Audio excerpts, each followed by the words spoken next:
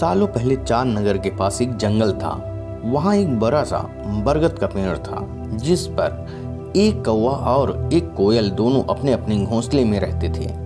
एक रात उस जंगल में तेज आंधी चलने लगी। देखते ही देखते बारिश शुरू हो गई। कुछ ही देर में जंगल का जो भी था सब बर्बाद हो गया।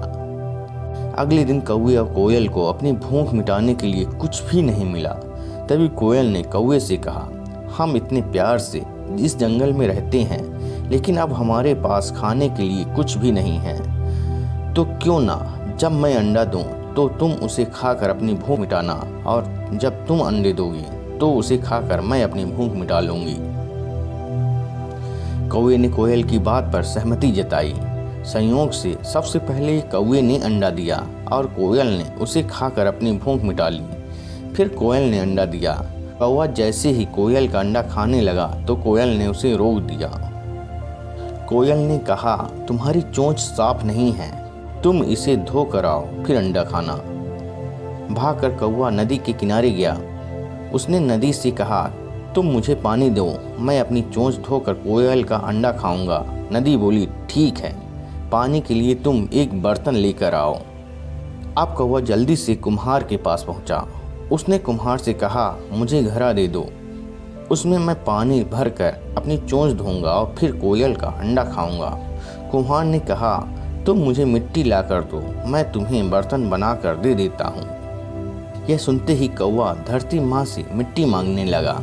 वो बोला, माँ मुझे मिट्टी दे दो, उससे मैं बर्तन बनवाऊंगा और उस बर्तन में पानी भरकर अपनी चोंच साफ करूंगा, फिर अपनी भूख मिटाने के लिए कोयल का अंडा खाऊंगा। धरती माँ बोली, मैं मिट्टी दे दूंगी, लेकिन तुम्हें खुरपी लानी होगी, उसी से खोद कर मिट्टी निकलेगी। दौड़ते हुए कौवा लोहार के पास पहुंचा। उसने लोहार से कहा, मुझे खुरपी दे दो, उससे मैं मिट्टी निकालकर कुम्हार को दूंगा और बर्तन लूंगा, फिर बर्तन में पानी भरूंगा और उस पानी से अपनी चोंच धोकर कोयल का अंडा खाऊंगा। लोहार ने गर्म गर्म खुरपी कौवे को दे दी। जैसे ही कौवे ने उससे पकड़ा, उसकी चोंच जल गई और कौवा तड़पते हुए मर गया। इस तरह चतुराई से कोयल ने अपने अंडे कौवे से बचा लिया। कौवे और कोयल की कहानी यह सीख देती है कि दूसरों पर आंख बंद करके भरोसा नहीं करना चाहिए, इससे नुकसान खुद का ही होता है। यदि आपने मेरे चैनल को सब्सक्राइब नहीं किए हैं तो सब्सक्राइब करें, वीडियो को लाइक करें और दोस्तों में शेयर करें, ताकि जब भी मैं इस तरह की कहानियाँ यूट्यूब में अपलोड करूं तो उसका नोटिफिकेशन आपको मिलता रहे। जय हिंद।